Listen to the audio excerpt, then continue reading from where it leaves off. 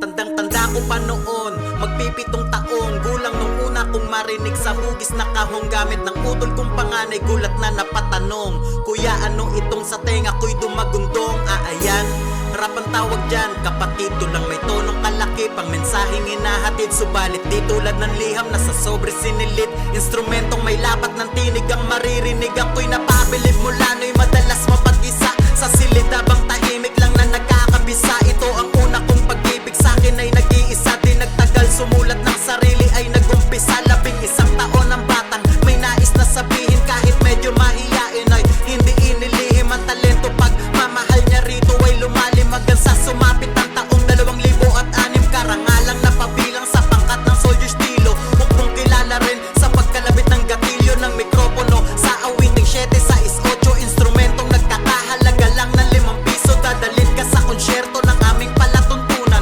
naglalaki ang speaker ang aming palaruan. Sumulat ng tula ang tanging pinagpapaguran, matapat na alagad ng sining sunod-sunuran. Wala kong uurungan, pinangako sa sarili, sa mga patimpalak ay naging suki na kasali. Bilang amaturista sa'kin ay hindi na bale, manalo o matalo sa'kin di na importante. Marinig maipakita kung ano ang kaya ko, ang tunay ko na sadya sa entablado na ito. Madalas man napamasahe ang siya ring pangkota ko, higit sa anumang bagay ang makakanta ako. Hindi man para sa'kin ang huling tilaok sa bungero, walang kadala-dala na lalahok, kundi zero sa buwan ay malakas na susuntok. Boksingero, mga gawa ko ay